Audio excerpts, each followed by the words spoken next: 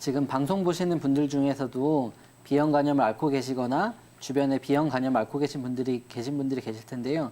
앞서 사정윤 원장님이 설명해 주신 것처럼 B형 간염이 그 자체로 질병으로 있을 때 증상이 위험하게 나타나거나 하진 않지만 이것이 위험한 이유는 이것이 쉽게 시간이 오래 지나다 보면 간경화 그리고 간암으로 점점 진행되어 간다는 점이 아주 무서운 점입니다.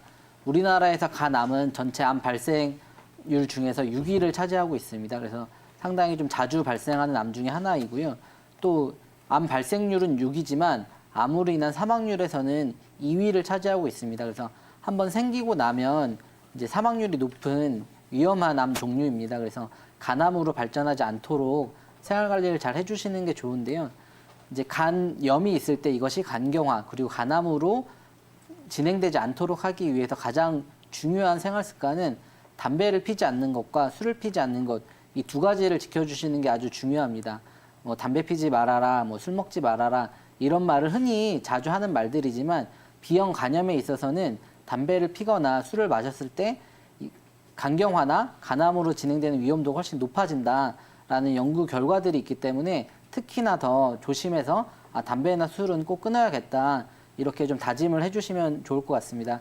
그리고 흔히 이제 뭐 한약이 간에 안 좋다 뭐 이런 이야기들이 또 있어서 B형 간염을 한방 치료를 한다고 하면 약간 의아하게 생각하시는 분들도 계실 것 같아요.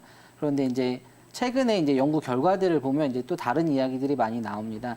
2015년도에 이제 미국에서 약인성 간 손상에 대해서 이제 조사를 해본 연구 결과들을 보면 이제 항생제 같은 경우가 이제 가장 많은 퍼센테이지를 차지하고 있고 그 외에 이제 여러 가지 질환들에 쓰는 양방약들이 80% 넘는 비율을 차지하고 있고 나머지 이제 음식들과 한약 이런 본초들로 인해서 이제 간 손상이 일어난 경우가 한 16% 정도로 되게 낮은 비율을 차지하고 있었다라는 연구 결과들이 있었습니다. 그래서 한약으로 인한 간 손상이 그렇게 높은 비율이 아니기 때문에 안전하게 믿고 드셔도 된다 이렇게 생각하시면 되고요. 하지만 이제 한약에도 종류가 여러 가지가 있고 간의 손상을 일으키는 약재들도 있고 간을 회복시키는 약재들도 있기 때문에 본인이 판단해서 어떤 걸 드시고 안 드시고 하기보다는 꼭 한의원에 내원하셔서 한의사 선생님들과 상담을 하고 처방을 받으시는 게 안전하겠습니다. 그리고 이제 B형 간염 치료를 한방에서 이제 여러 가지 약재들을 사용하기도 하고 해서 하는데요.